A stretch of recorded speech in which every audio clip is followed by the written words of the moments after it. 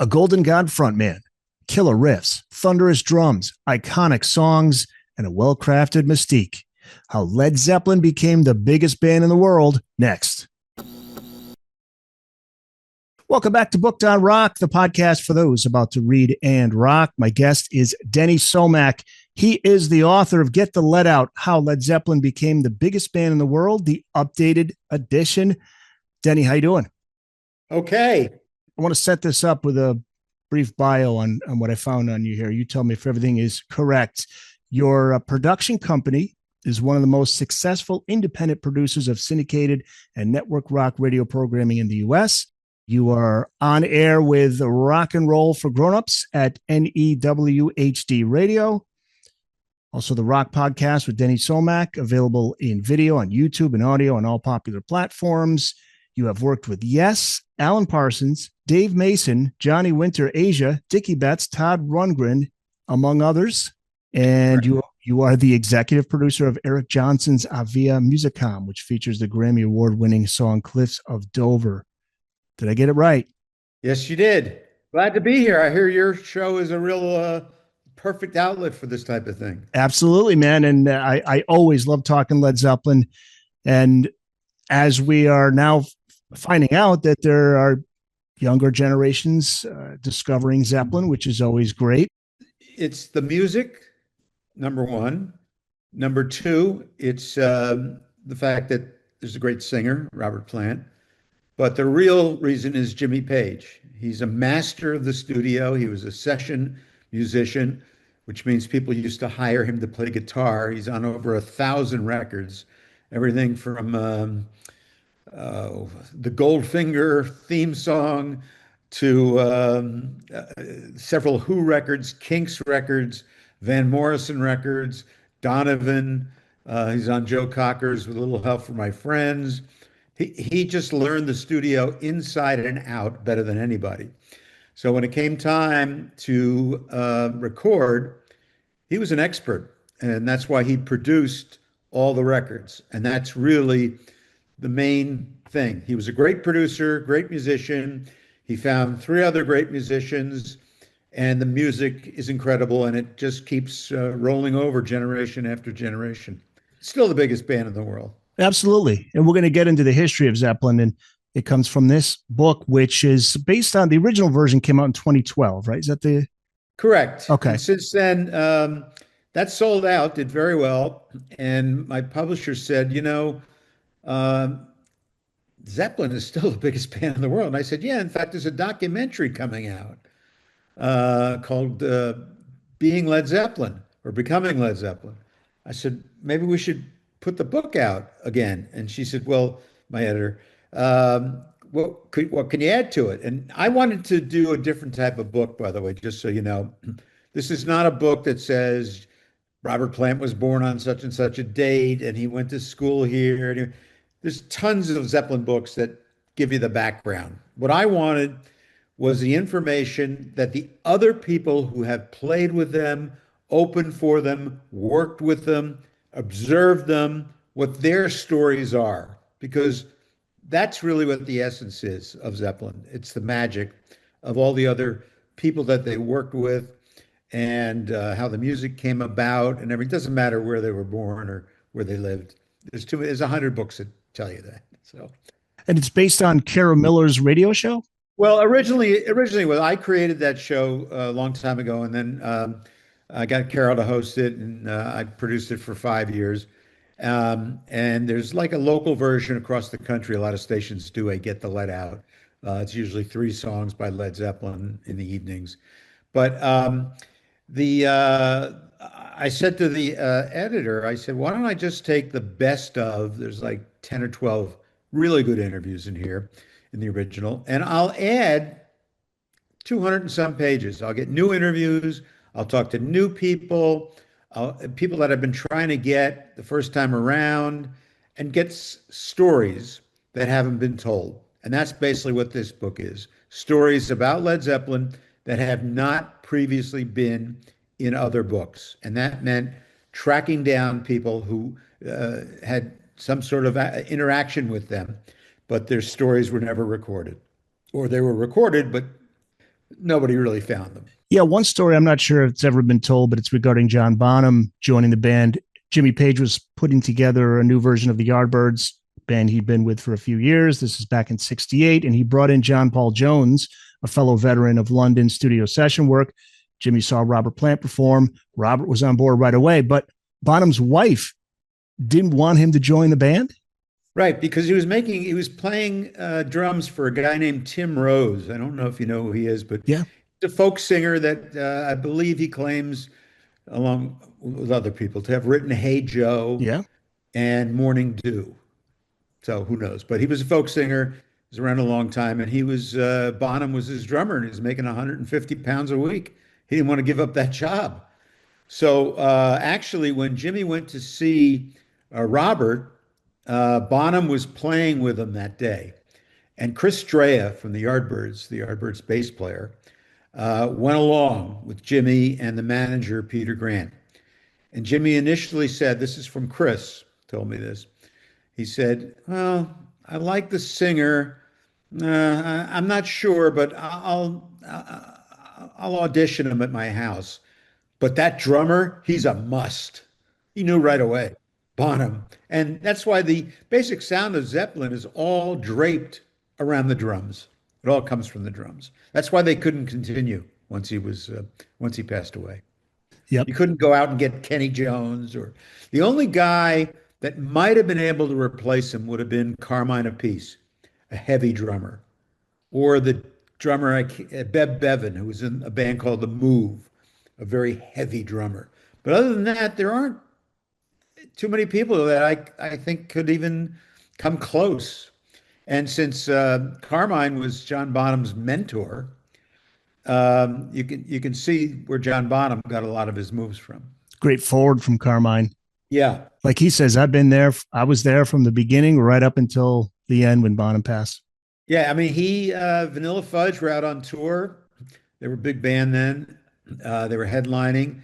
Middle act was a band called Spirit. And the promoter said, listen, we're going to put this band Led Zeppelin on as the opener. And Carmine and the rest of the band said, well, we don't need them. We're already sold out. What's the point?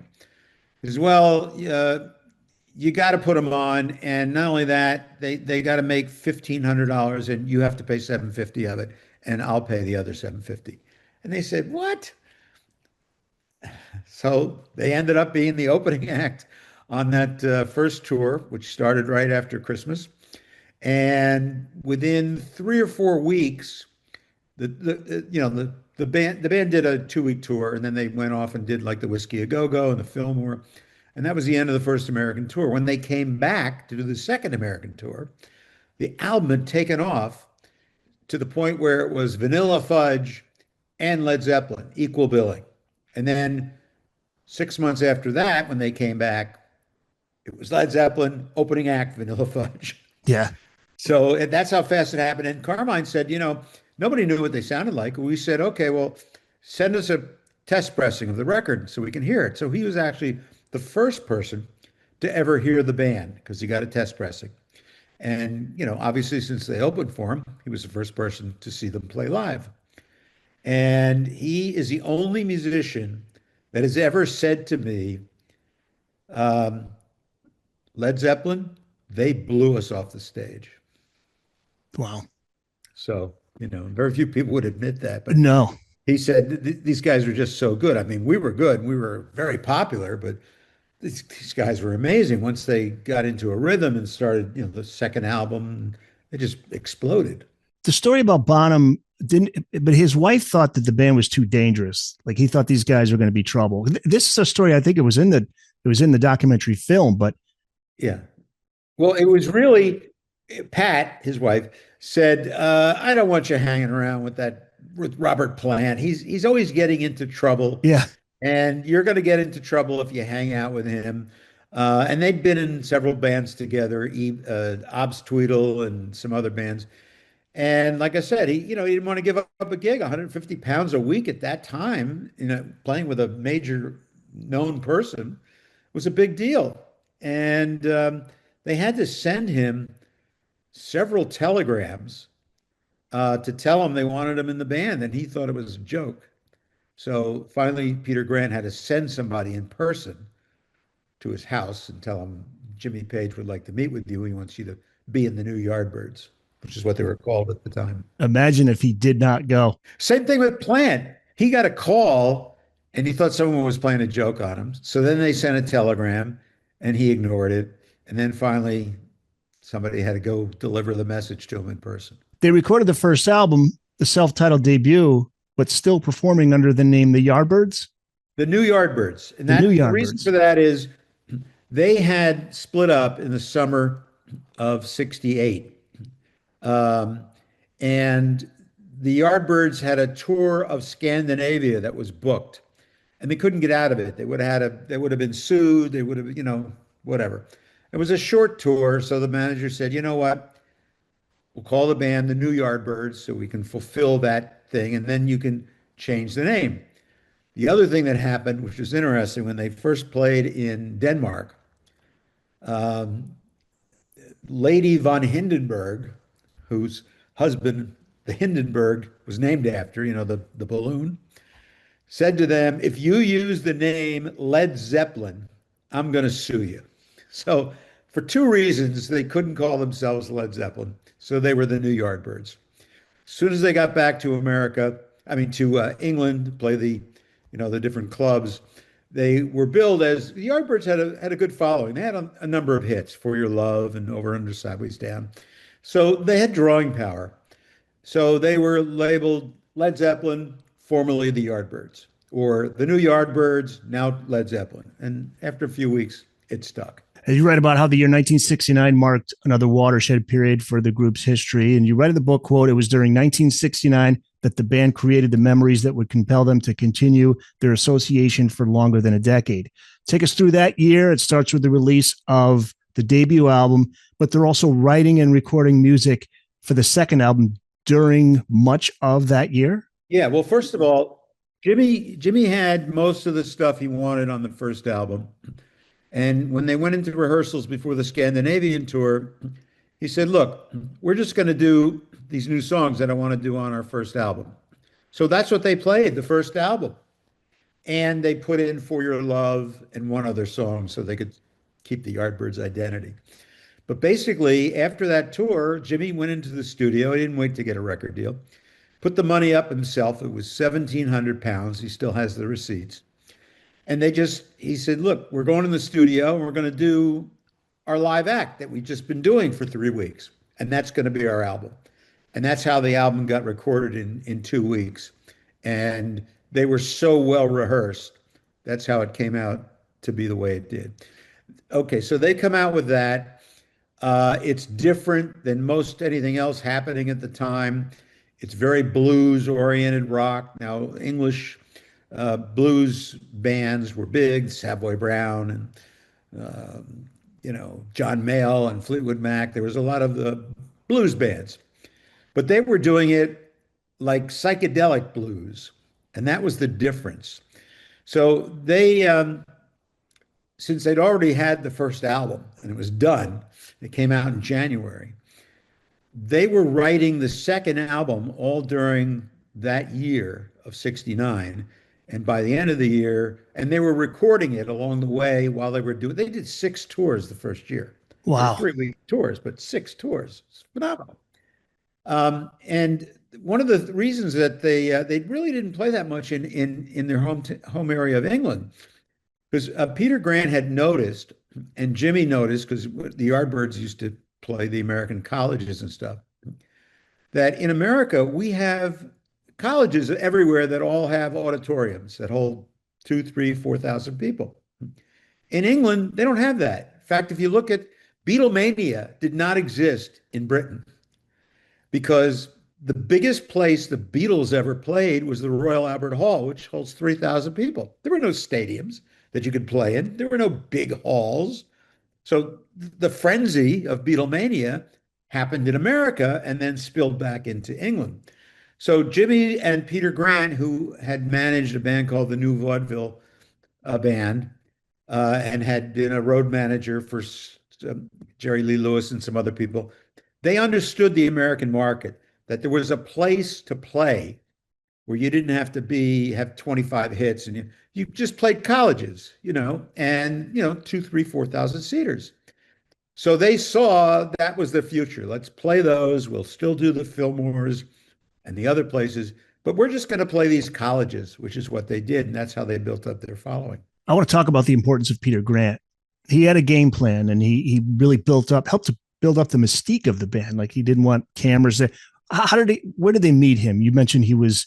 Okay, well, he was the when the Yardbirds' last manager, I can't remember his Simon Napier Bell, I believe it Oh was. yeah, I had him on the show. Oh, you did? Yeah, Okay, so he's put out some books. yeah, he was the last manager of the Yardbirds, and he didn't want to do anything anymore in the last couple of months. So he was working out of Peter Grant's office, and they were all working with Mickey Most, who is a known producer. And he just said to Peter Grant, listen, why don't you just take over management of the Yardbirds? I don't know how much longer they're going to stay together, but they're a hit band and you know the ropes and everything. And Grant was a gangster to some extent. He had also been a wrestler. He was a movie stunt double, and he was a tough looking guy, but he wouldn't take crap from anybody. So Zeppelin always got paid. Everything that Jimmy wanted to do, Grant was able to do. So one of the things that they talked about was, I don't want to release any singles because if you buy the single, you're not going to buy the album. That was number one. Now in England, it's different than it is here. They allowed Whole Lot of Love to come out as a single because in here you put out a single and it's included on the album. In England, you put out a single, it's not on the album. Like Strawberry Fields and Penny Lane was part of Sergeant Pepper, but it came out as a single. That's Right. why it's not on Sergeant Pepper. So the two things that Grant said is we're not going to do that, and we're not going to allow television. We're not going to do any TV shows. The other thing is if we do singles in England and they become number one because of the way the English unions and the musicians, if you get a number one song in England, you must go and do Top of the Pops, which was their countdown show. And they didn't want to piss off the government. So they said, if we don't have a number one song, we don't have to go on Top of the Pops. So the best story, one of the best stories in the book, is a guy named Bill Harry, who had been the uh, editor of the Liverpool Echo, and he was always championing the Beatles, and he ended up doing PR for the Beatles. Now, when the Beatles left Liverpool, he decided to move to London, and everybody wanted him to be their PR guy because he'd been the PR guy for the Beatles. So he was doing Procol Harum and all these other bands. So Peter Grant calls him up and said, Bill, I want you to come to my office and have a meeting. So Bill thought, okay, he's going to hire me to be their PR. That'd be great. So Bill goes to the meeting, and Peter Grant says, okay, here's your job. Your job is to keep the press away. And Bill Harry goes, what? No press? No press. It's your job to see that nobody interviews him and nobody gets close to him. And he was like flabbergasted. But that was his job, to keep the press away. And he talks about it in the book. Fascinating story. One of the best stories I've ever heard. Is he looking to also make it so when Zeppelin comes to town, it's a big deal because they're not overexposed? Right. See, yeah, he thought if people saw them live, if people saw them on TV, they wouldn't go see them live. Yeah. Which is, it's usually the other way around. People see you on TV and then they'll go see you live, but it can go either way. But this way, they controlled everything, the releases. And when Jimmy signed the record deal with Atlantic, in the contract, he got things that nobody ever got. Number one, nobody from the record company is ever allowed to come to the studio. Number two, we decide the covers of the album. Number three, no singles. Number four, no TV. And Ahmet Ertegun and Jerry Wexler, who signed them, were like, well, okay. And they got the biggest deal at the time. They got an advance. And here's how it came out. $135,000 advance, which that's like 2 million today Right. for an unknown band. But Wexler knew Jimmy Page, knew who he was. A virtuoso is what he called. And he said, anytime there's a virtuoso in a band, they always look for other virtuosos to play with. So we're not taking that much of a gamble. We're going to sign him. And we know Jimmy's reputation. So we're going to give him that. Now, they had said, we're going to give you 200 grand. I got 135,000, which we're going to put up for North America. And Wexler said, I'll get the other 65,000 from one of our licensees overseas. And he went out and nobody wanted to give him the 65,000 to make the deal. So finally, after figuring something out, they took money from this and that. They got the 200,000, and that's how the band got the $200,000 deal. And that was for 6 records. You wonder where they would have been without Peter Grant, just as much as Oh, you could say the same absolutely. for all the members of the band. He was a guy you didn't mess with. You said that. Do you Yeah. remember this story? We could look through the book if you need, but from 77 in Oakland, there was, Yeah. Yeah. please What tell happened this one. was Peter Grant's son, I think his name was Mark. He was in his late mid-teens. He saw a poster, you know, Day on the Green, Zeppelin, and he went over and he picked it up and said, I want to keep this as a souvenir. Well, Bill Graham got his people got furious and they said, put that back. You can't just take that. And then they called Bill Graham over, and that's what started the fight. And then they ended up going to jail overnight. Right. And because Grant said, wait a minute, my son wants that poster, and you're going to tell him no? We'll never play for you again, ever. And they're the biggest band in the world. What's Bill Graham going to do? Say, well, I can book anybody, but I can never get Led Zeppelin? So they resolved it. And if I remember correctly, things got a bit physical too. I think Peter Yeah, it Grant did. They roughed got somebody arrested. up. Yeah, Graham's people got a couple of them got arrested, and a couple of the Zeppelin road people got arrested, and they went to jail overnight. But no But big that deal. that was the kind of thing with Peter Grant. You just, he was the guy in charge. He protected the band, and you didn't Whenever mess he with him. would see someone catch someone taping a show, he would go over and he wouldn't just say you can't do that. Take the. He would destroy the tape machine and throw the people out. He also would go outside to see who was selling bootleg shirts and stuff, and he would confiscate everything. So he knew what was going on, and nothing got by him. No. Zeppelin 2 was huge. Whole Lot of Love, top 10 single. 1970 starts as a continuation of what was begun late 1969. And to give you an idea of how busy this band was, here's what you write in the book, Denny. You say, quote, by the summer, a third album was being prepared and was soon released, signaling a new direction for the band. By the end of the year, a fourth album was already being prepared. Right. At Yeah. what point did Zeppelin go from supporting act to headlining the bigger venues? Summer of the first year, summer of '69. They became a headliner in Chicago at the Electric Circus, I believe, and then they headlined the Fillmore, but those weren't huge places. It was when they started playing the stadiums and selling them out with no press other than the announcement they were coming, which also Peter Grant changed the dynamics of how promoters promoted shows. Usually, promoter would offer a band a certain amount of money to play a show as stadium, 50 grand, 100 grand, whatever. Peter Grant said, no, no, no, no. We get 85% of what the money is. You get 15 because you don't have to do anything. You don't even have to pay for advertising. We're going to sell out just by mentioning we're coming. And he was right. And that changed the dynamics of the music business. So promoters could never make more than 15%, but they also knew that they were going to sell out and make some money. So but everybody started doing that. When Bill Graham started to do it with Santana after that. And then it became a norm with big bands. And sadly, Peter Grant died fairly young, right? He was maybe in his 50s. Yeah, he was fit, but he was a heavy smoker. He was overweight. He had some heart problems.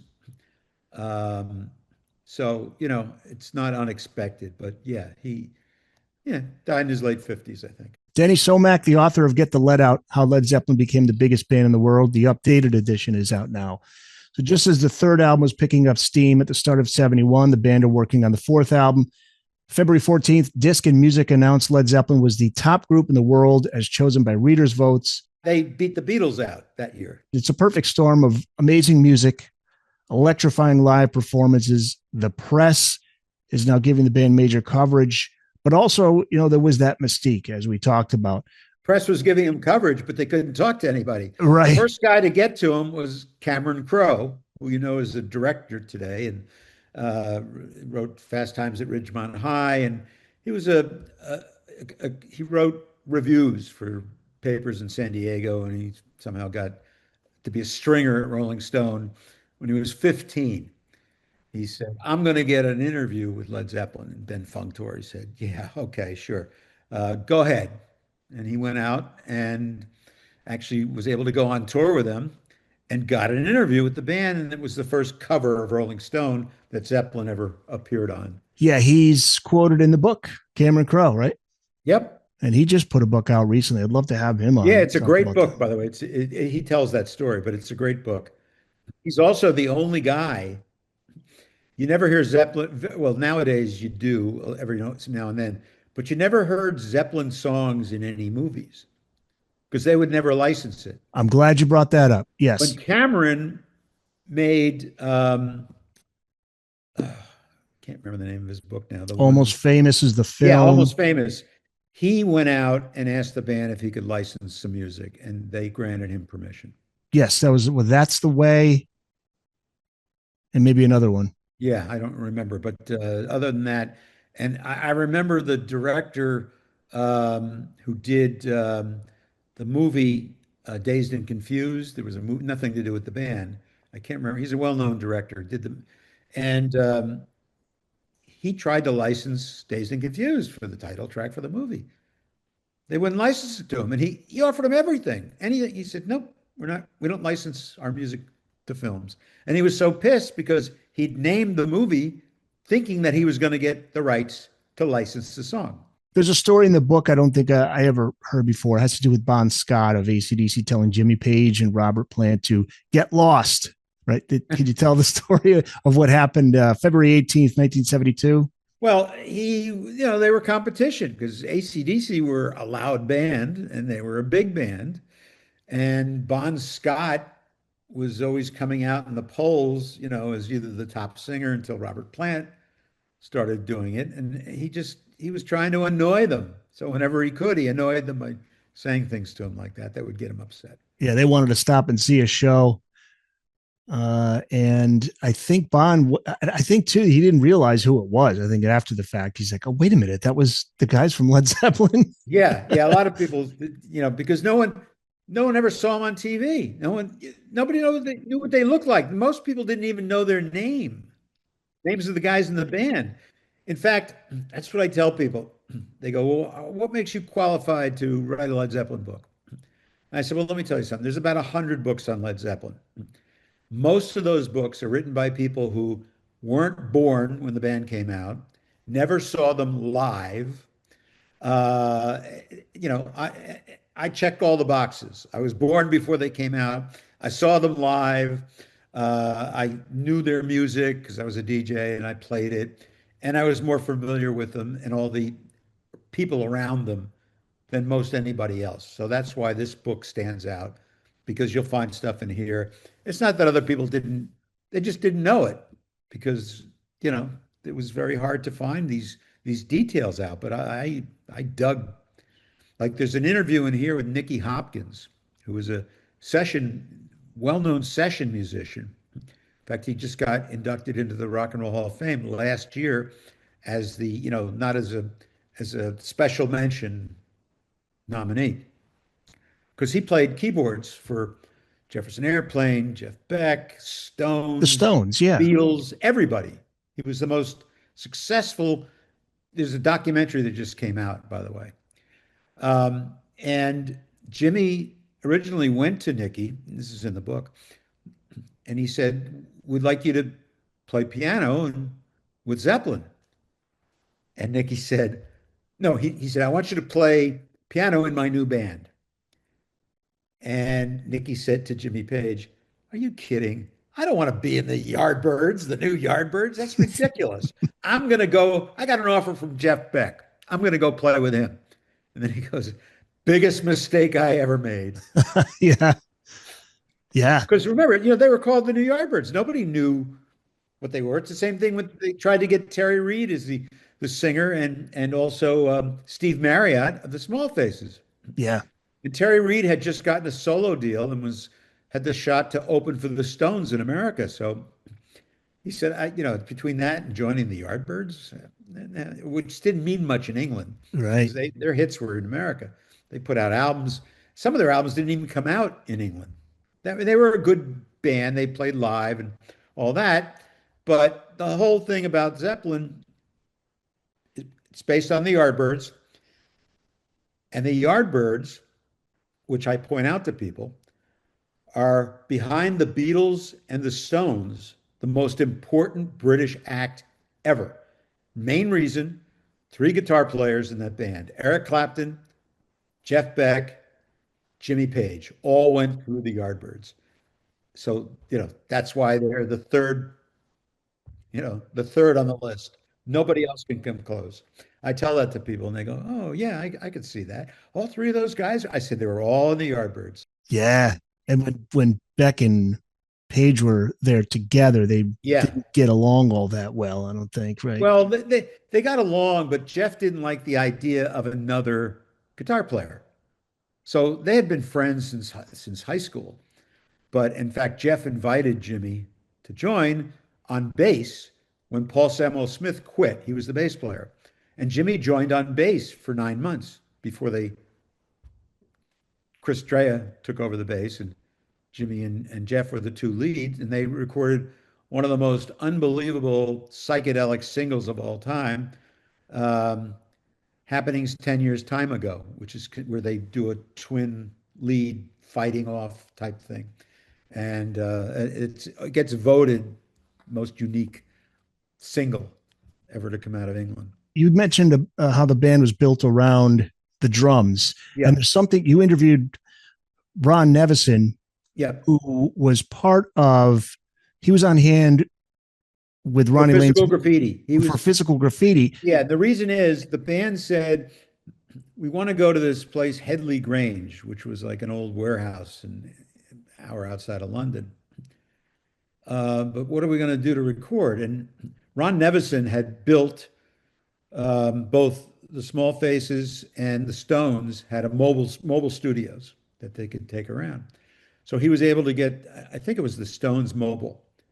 And that's how he became the engineer on the record. He had the Stones mobile. He brought it to Headley Grange and they recorded, physical graffiti. Yeah, and he said something about Bonham playing just from the guitar.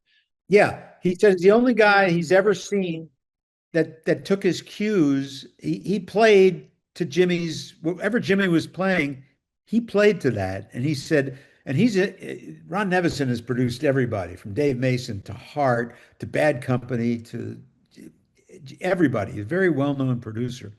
He said, and he's an American too. I never noticed that until I saw Zeppelin play. And he said, that's why the chemistry was so unbelievable because they did things that never really happened before. And a lot of that had to do with the fact that Jimmy was so experienced in the studio. He never listed anybody as a co-producer on any of the albums. Sometimes he didn't even put the engineer down, but Ron got mentioned. It was basically Eddie Kramer and Ron Nevison were the two engineers that worked with Zeppelin most of the time. The late night improvisations, that would lead to things, they would just jam. Yeah. And I forget the song, but Nevison, it's in his interview. He said they were recording. Sometimes they would record outside. And at one point, I forget the name of the song, a jet flew over. Oh, yeah. And he said they left it in. So if you listen carefully to the song, you can hear it. I'm blanking too, but yeah, you can hear Robert Plant say, "No, leave it." Yeah. Yeah, that's off of Zeppelin 3. Yeah. 75 to 79, Zeppelin were at their commercial peak. And yeah, It was 77 is what really did it. They did 5 nights at Madison Square Garden, all sold out in a matter of hours. Around that point, though, they're starting to fracture a little bit. John Paul Jones was getting a little tired of being on the road, and his wife said, so he was considering leaving the band, and he was an arranger and he worked with Jimmy a lot in as studio sessions. But Peter Grant convinced him not to quit, and so he stayed with the band.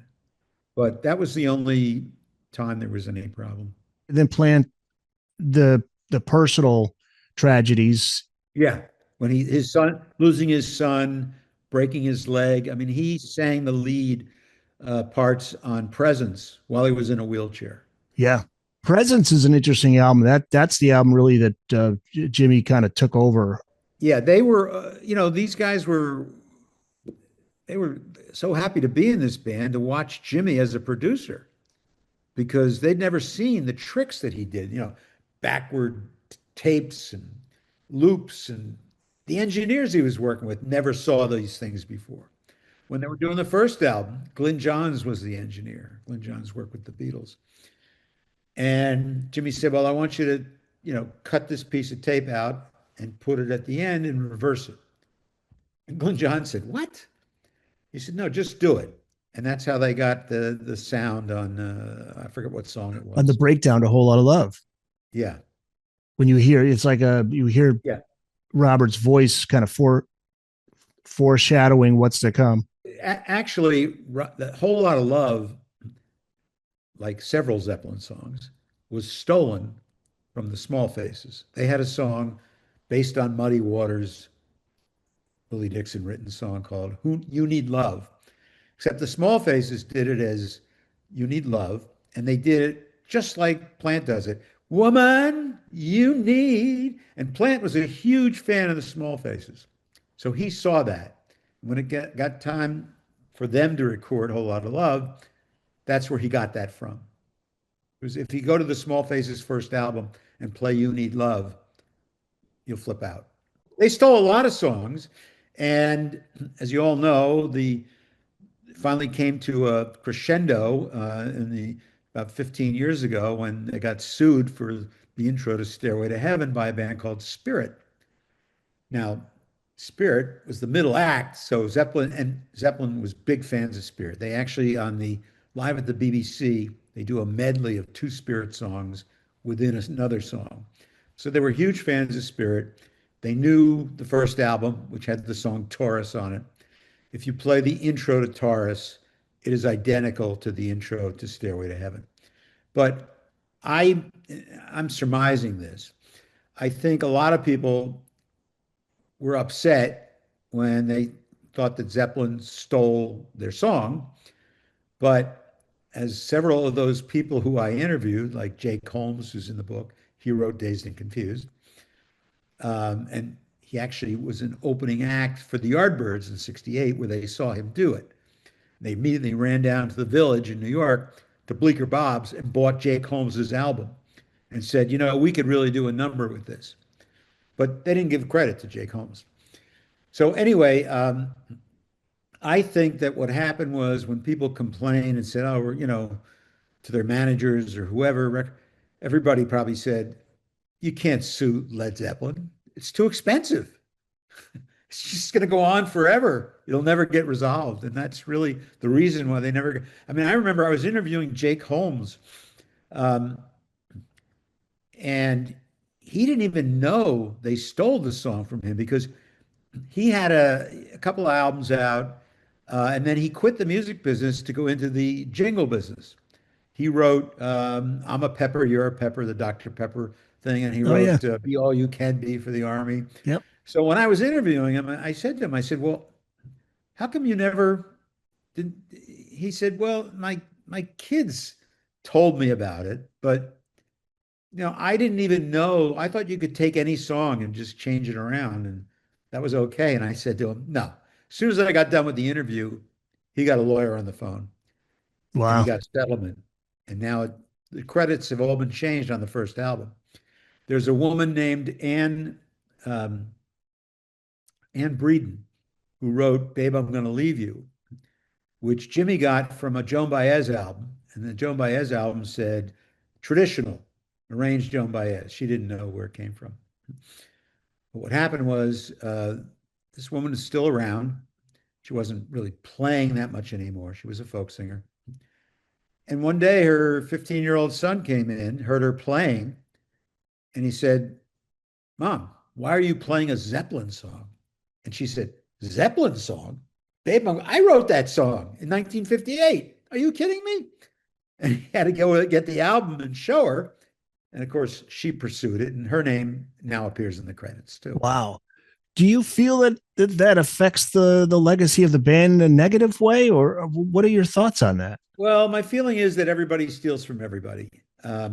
Zeppelin could easily have given credit and paid something because they stole most of the stuff from these black blues guys who really could have used the money. I mean, Willie Dixon sued. His daughters were driving around Chicago in 1974, the first time they heard Whole Lot of Love on the radio.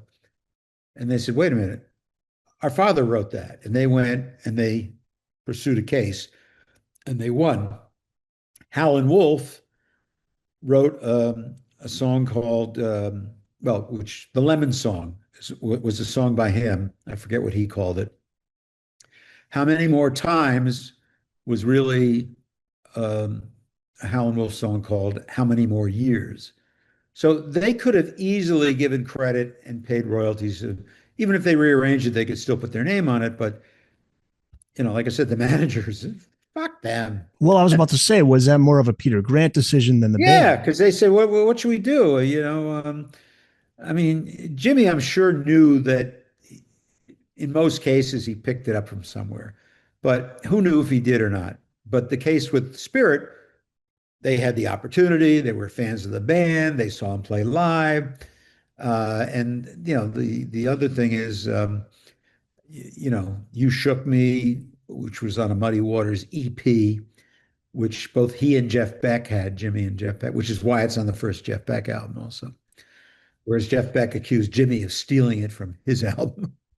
Zeppelin's a big target. They're a huge band too. So it happens a lot, but when it happens to them, Generally, you figure they're going to settle because they don't want to. And Zeppelin was so rich that they would just, if it got to a point, they would either just continue to sue until the other side was exhausted, and then they'd make a settlement. That's what they did because every album was a platinum, double platinum, triple platinum. Every tour was sold out. They were selling out Tampa Stadium in the early 70s, 75,000 people, bigger than the Beatles at Shea Stadium. there was that one point there where they went into hiatus because of the death of Robert's son Carrick in July of 77, but they came back in 79 with In Through the Outdoor, and Right. they go on the tour of Europe, and there's plans for a major North American tour, and Yep. everything's looking good as we get into the 1980s, right? We get to September of 1980, John Bonham's death. Now, I had tickets 3 weeks before the tour was to start. Which Bonham show? died. Philadelphia. I think it was the Spectrum. It was like the fourth or fifth show on the list. Now, one of the best stories is Simon Kirke, the drummer from Bad Company, who were on Swan Song, the same label as Zeppelin, and they were a huge band, obviously. Simon was in England, and he gets a call. He calls Peter Grant, who's also managing Bad Company. And he said, look, the Bad Company tour isn't going to start for another 6 months. We just finished the record. I'm really bored. Peter Grant said, well, get on a plane, come over to Germany, and see a few Zeppelin shows. So he goes over to Germany. And the last two dates were in Germany. I forget the cities. And the night before the final date, Bonham said to him, he'd been there for like a week. Bonham said, hey, would you like to play Whole Lot of Love with me on stage? And Simon Kirke said, are you kidding? No one's ever played with you. Absolutely. He said, good. We'll rehearse tomorrow. So Simon thinks, okay, I'm going to go to a studio. There'll be two sets of drums and we'll do rehearsal. And he comes the next day and he goes, okay, where we're going to rehearse. And Bonham goes, right here in my room, on my bed. You use your hands. This is how it goes. And he showed him the song by using his hands, by hitting the bed. Simon was like, whoa. Yeah.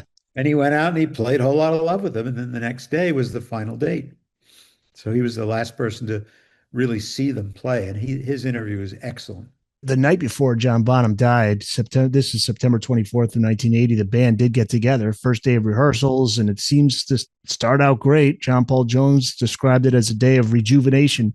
Talk about how that day went. Bonham was drinking throughout the day. He was drinking. He had enough alcohol in him to kill three people. I think he had 12 vodka cocktails within the space of, 15 hours. So he didn't get up in the morning, and the road manager found him. Mm. Just overdid it. I mean, they all overdid everything. I mean, Jimmy was a heroin addict um, for a long time. And when they did In Through the Outdoor, you'll notice for the first time, there's not a single song on there. I mean, Jimmy either wrote or co-wrote just about every song. On that album, there's songs written by Plant and John Paul Jones. Another song. There's a couple of songs without Jimmy, and that's because they went to record the album and Jimmy didn't show up because he was, whacked out on heroin.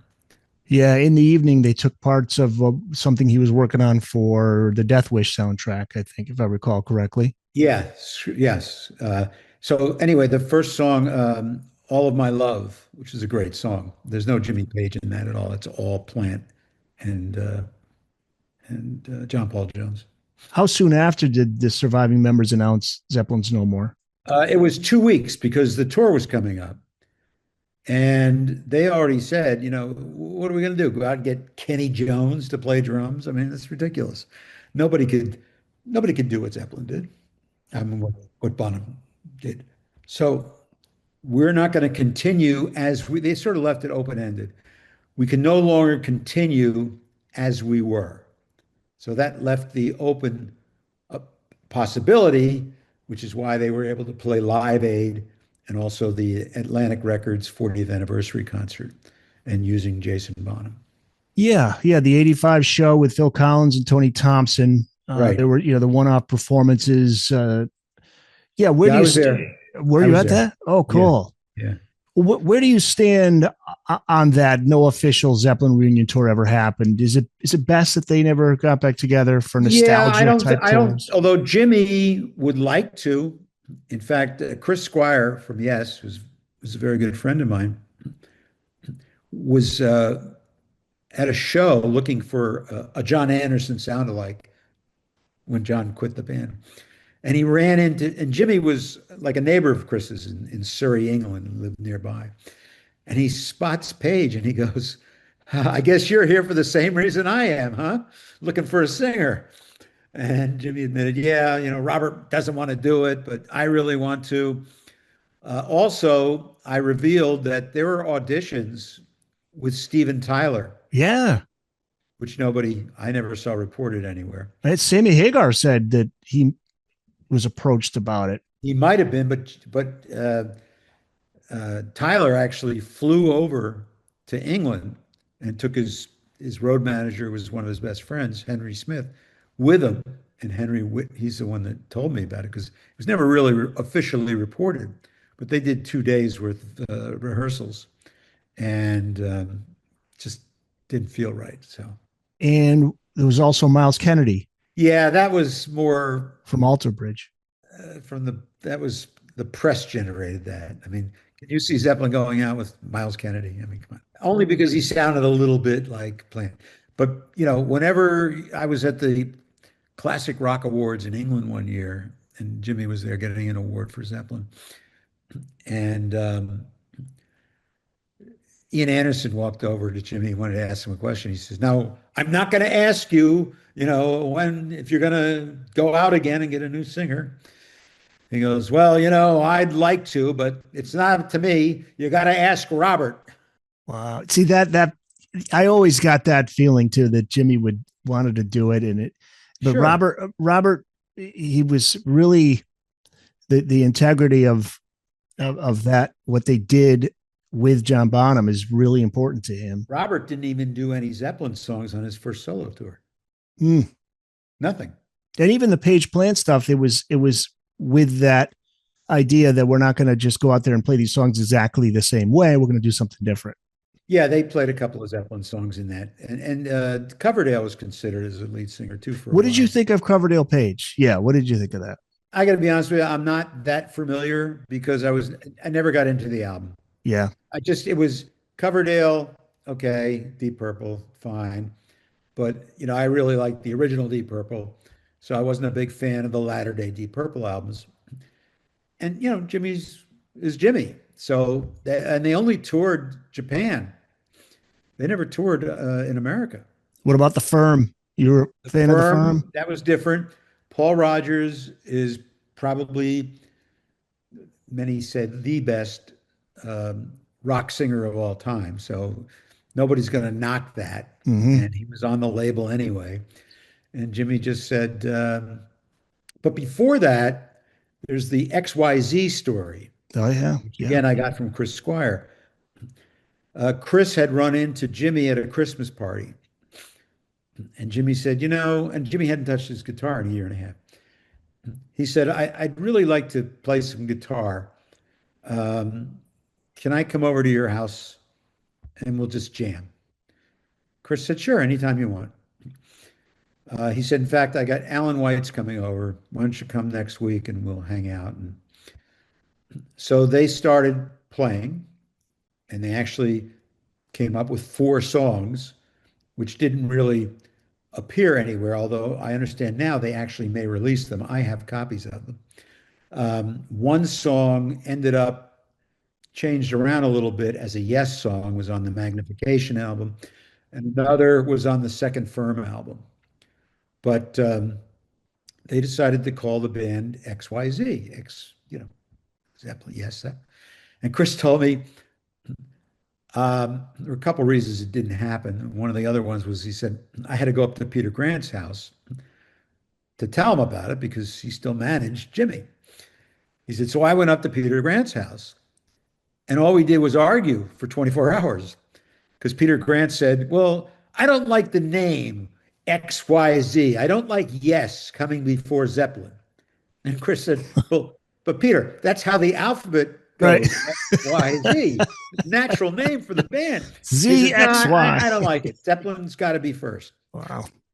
I mean, just crazy stuff like that. So it never happened. But Yeah, that's one of those projects Zeppelin fans talk about that boy, what could have become of that? What do you think of Robert's solo career? I think a couple of his albums are really good. I particularly like the first two.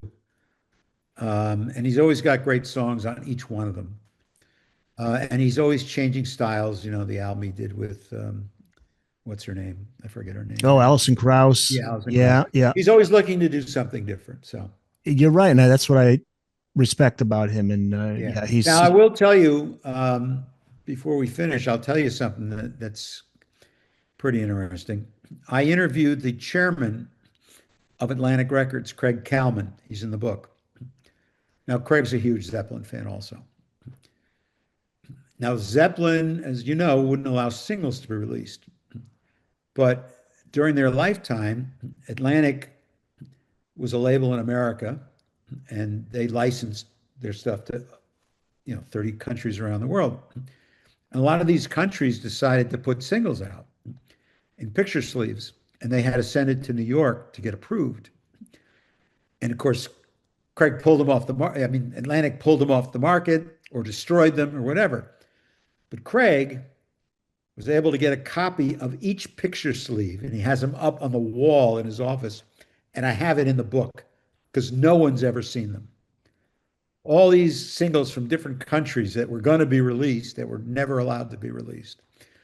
Now, he also told me something else. I said, well, is there anything left, in the archives? He goes, no. He said, but here's what I think is going to happen. this is what we're talking about.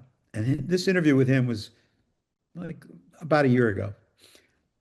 He said, we are discussing the possibility of putting out board tapes of various live shows, the way Springsteen does. Right. So you may very well see a couple of board tapes come out as albums. They're still mulling over it. And I think it'll eventually happen, but not immediately. Maybe after Jimmy passes away or something. I don't know. But that's how the thirst for Zeppelin stuff is. You could probably put out anything, as long as it was decent. And they never really did a bad show. So No, and a ton of amazing interviews in the book. Page Plant, John Paul Jones, but also Eddie Kramer, Cameron Crowe, you mentioned. Jason Bonham's in there, Joe Perry, Alice Cooper, and Nancy Wilson of Heart. in the new one, I got Geezer Butler Geezer Butler from from Black Sabbath. Sabbath, who said that they did a jam session, Robert and John Paul Jones and Tony and him, and they actually recorded some songs, and he refers to it as the Black Zeppelin album. And he says, I told the engineer not to record anything while we're doing this, but of course, that's a signal to definitely record it. He Yeah, said, somebody's got it, and it will eventually leak out. So man. the official word is, because people have said, well, I've heard that story, but no, he said, well, it did happen, but nobody knows. I don't know. I don't have it unless it's in some warehouse, but I don't know anybody else that the engineer that recorded it may have it, but it's never been leaked. So that's out there too. Ian Anderson's in the book too. Yeah, John Paul Jones is a guy. He doesn't seem to age. He looks the same. Yeah. It's Yeah. just And like actually, I like his first two solo albums. I was going to ask you about that too. Yeah, I love them. The first one's sort of an instrumental album, like a new age. It's just really good. The second one, he got a vocalist and has some songs on it. But the first one I thought was brilliant. yeah. I got to listen to that. I have Thunder Chief. Yeah, the first one's much better. That was like early And 2000s. it was on Robert Fripp's label, EG. So it didn't really get wide. He was a friend of Fripp's, and John Paul Jones getting a record deal, he didn't want to go through that.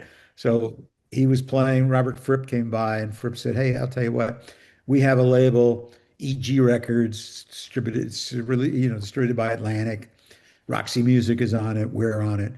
We'll put the record out because they made it very cheap. Didn't cost a lot. Yeah, and then So, he worked with Cinderella on Heartbreak Station. I don't know if he produced it, but he's playing no, on no, he those worked tracks. on one song. Okay.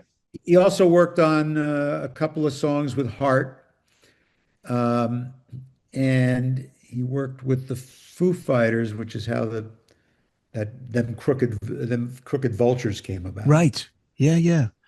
But otherwise, John Paul Jones has a wife and kids, and is very happy to. In fact, his real wish was when Zeppelin was over, he wanted to be a choir master at a church. Wow. That He makes didn't need the sense. money. I mean, he played on sessions like Jimmy. He got a lot of fees. I mean, he arranged and like "She Comes in Colors" on the Stones album. He arranged Did he that. really? Wow. Yeah, which is a great arrangement. He did a lot of other stuff too. He arranged a lot of the Donovan stuff, Sunshine Superman, um, and actually Jimmy plays guitar on that. So the two of them had worked together on numerous sessions. Um, He's just so humble and quiet. You just don't know. yeah, you're right. And he very seldom gave interviews. I was able to get an interview, obviously, when he was doing the solo albums, but as a member of Led Zeppelin, I was very friendly with Scott Muni, and Scott was one of the few people that interviewed everybody because nobody's going to turn him For those down. who may not know, Scottso, right? Scott Muni, the Yeah, famous DJ from New that's York. Scott. So I worked with him for several years on his syndicated show, Ticket to Ride, which was a weekly Beatles show. So we became very close, and he gave me all his interviews, Wow. which was So amazing. so tell us about the updated edition now. People can get it on Amazon and all the usual places. It's also Hachette, my publishers, they're the third largest publisher in the world. So the book is in stores. It's in Barnes and Noble. In fact, I'm doing a book signing next week at the Barnes and Noble in my neighborhood. I've also visited the other two Barnes and Nobles in the area. I live in Florida. I was going to ask Florida. Yeah, Okay. and they all have it. So you can walk into Barnes and Noble if they have one or two copies and they got to reorder. Or the easiest thing is and I think Amazon has it on sale right now, Okay. 15% off or something like that. Get the Let Out, how Led Zeppelin became the biggest band in the world. Look for it. Yeah. I'll put a link to the Amazon Okay. copy there. And yeah, I it's hope I got, gave you some news you can use. The thing about the board tapes and the Black Zeppelin and all that stuff has never really been publicized anywhere. The final chapter of the book is an interview with Mark Andes. Mark Andes is the only surviving member of Spirit. He was in Firefall and he played with Heart for 10 years. So when the estate of Randy, California decided to go ahead with the lawsuit for Stairway to Heaven, they asked Mark Andes to join the suit to make it more official. So no one has spoken to him since that suit was settled. And I don't know if you know how it got settled. I'll be glad to tell you. It was never really explained. But I called Mark, and he hadn't given an interview to anybody. And I said, would you give me an interview for this book? He said, okay. So what happened? Zeppelin won. The judge ruled in their favor, but it got appealed, which was amazing. They appealed it, so they had to go back to court. And Spirit's attorneys said, Judge, all you have to do is play the first 30 seconds of Stairway to Heaven, the first 30 seconds of Taurus by Spirit, play it for the jury.